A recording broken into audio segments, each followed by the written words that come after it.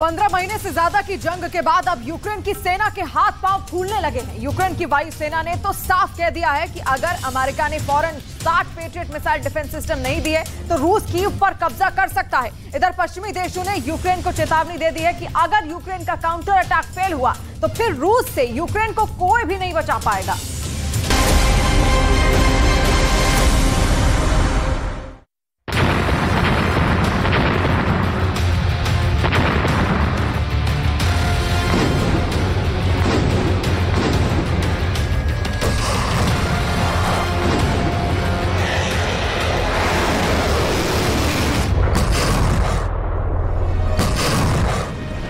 पंद्रह महीने की जंग में ऐसा पहली बार हो रहा है जब यूक्रेन को युद्ध में अपनी हार सामने दिख रही है।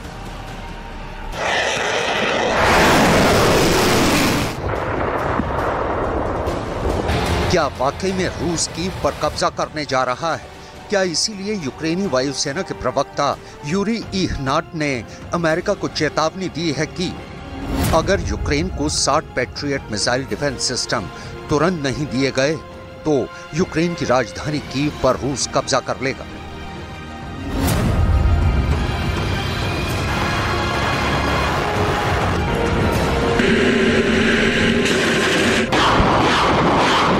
अब अमेरिका और पश्चिम देशों के डिफेंस एक्सपर्ट्स यूक्रेन के राष्ट्रपति ज़ेलेंस्की को क्यों चेतावनी दे रहे हैं कि रूस पर 5 तरफ से काउंटर अटैक करके यूक्रेन ने बहुत बड़ी गलती कर दी है। क्या वाकई में रूस के खिलाफ यूक्रेन का काउंटर अटैक अब यूक्रेन के लिए विनाशकारी साबित होने जा रहा है? यूक्रेन और नेटो को आज 15 महीने की जंग के बाद पहली बार एहसास हुआ है कि रूस को कमजोर समझना उनकी बहुत बड़ी गलती साबित होने जा रही है। नेटो के 31 और पश्चिम के 50 कुल मिलाकर 81 देशों को लग रहा था कि उनके घातक हथियारों के दम पर यूक्रेन जंग आसानी से जीत जाएगा।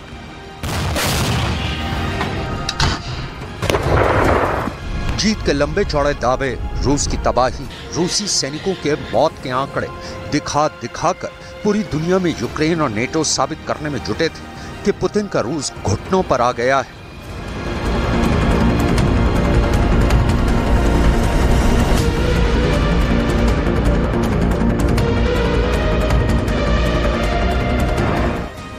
लेकिन देखिए, अक्टूबर 2022 के बाद से पुतिन ने यूक्रेन को सर उठाने तक का मौका नहीं दिया है। सोलेदार के बखमूत पर कब्जा और बखमूत के बाद कीव पर रूसी मिसाइलों के तूफानी हमलों ने यूक्रेन के चीथड़े उड़ाकर रख दिए।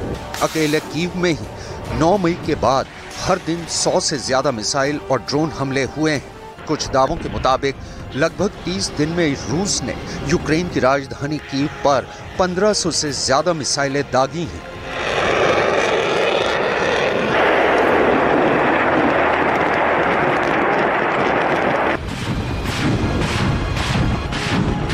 जिनमें से 200 से 300 मिसाइलें किंजल और इस्कंदर जैसी हाइपरसोनिक मिसाइलें थी। रूस लगभग हर दिन सैकड़ों मिसाइलों से कीव पर हमले कर रहा है। कुछ डिफेंस एक्सपर्ट्स का दावा है कि रूस को कीव में यूक्रेन की कमजोर कड़ी का पता चल गया है। कीव में मौजूद अमेरिका के पेट्रियट मिसाइल सिस्टम समेत पश्चिमी देशों के तमाम एयर डिफेंस सिस्टम का रूसी मिसाइलों ने धुआं निकाल कर रख दिया है। यूक्रेन का एयर डिफेंस सिस्टम लगभग रूस ने तबाह कर डाला है। ऐसे हालात में कीव कैसे बच पाएगा, इसे लेकर यूक्रेनी वायुसेना के प्रवक्ता यूरी इहनाट ने अमेरिका से क्या मांग की है।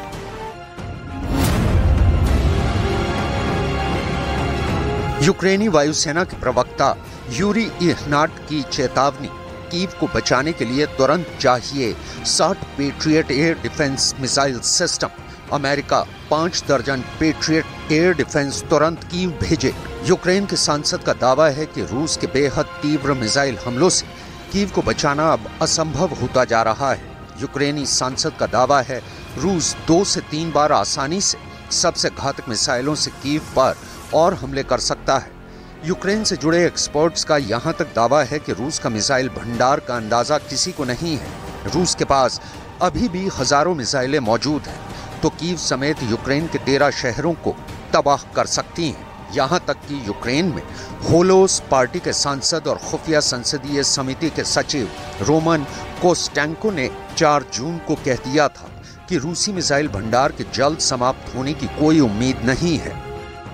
Ворог застосував власне таку велику кількість, тому що це озброєння у них в дефіциті, зрозуміло, його менше всього є, і це і є власне особливість цієї атаки. А так і С-400 вже прилітало, і крилаті ракети, і балістичні. Київ вже здивувати, в принципі, не здивуєш такими типами озброєння. І прилітає, як правило, під час масованих ракетних атак б'ють завжди. यूक्रेनी सेना इस वक्त रूस की सेना पर 5 से लेकर 8 तरफ से काउंटर अटैक कर रही है।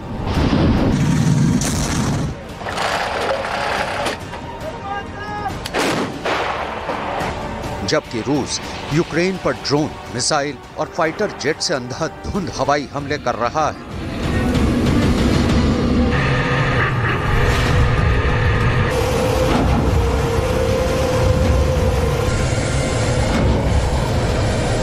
रूस के पास ना तो मिसाइलों की कमी है और ना ही आत्मघाती ड्रोन्स की।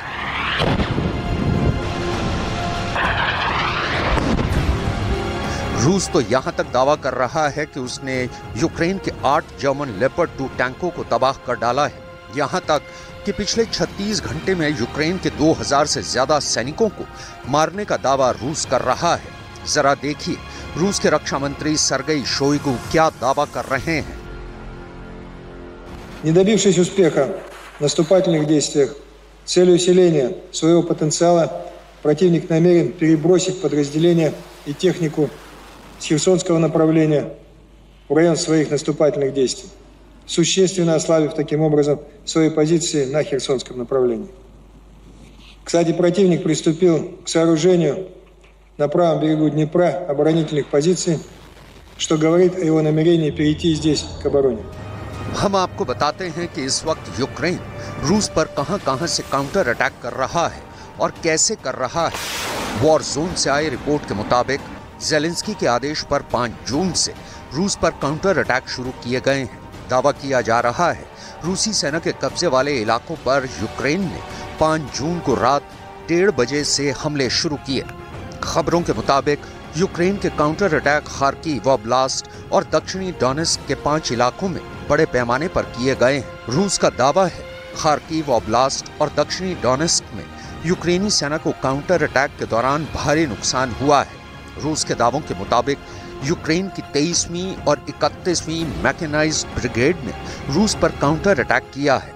यूक्रेन के काउंटर अटैक में 6 मैकेनाइज्ड और 2 टैंक बटालियन शामिल हैं, जिन्हें रूस ने तबाह करके रख दिया है। नॉर्थ वेस्टर्न यूनिवर्सिटी के राजनीति विज्ञान के प्रोफेसर विलियम रेनो ने दावा किया है कि 15 महीने की जंग के बाद अब यूक्रेन पर भारी दबाव है कि वो पश्चिमी देशों को दिखाए कि नेटो से मिले हथियारों के दम पर वो रूस को जंग में कैसे हराता है। प्रोफेसर विलियम रेनो का साफ कहना है कि रूस को काउंटर अटैक के दम पर हराना यूक्रेन के लिए विनाशकारी साबित हो सकता है।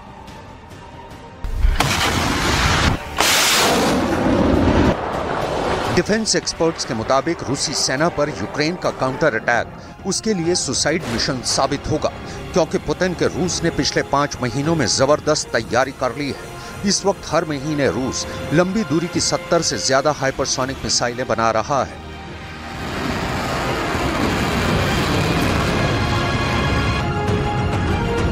जबकि रूस के पास रिजर्व में 7000 टैंक मौजूद हैं, जो यूक्रेन को पूरी तरह से कुचलने के लिए काफी है।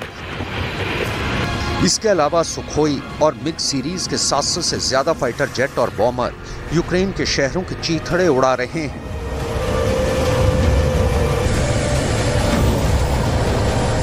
ऐसे हालात में यूक्रेन का काउंटर अटैक वॉर एक्सपर्ट की समझ से बाहर है, जबकि ज़ेलेंस्की का मानना है कि अगर अभी रूसी सेना पर काउंटर अटैक नहीं किया गया तो रूस कुछ हफ्तों में ही राजधानी कीव पर भी कब्जा कर लेगा।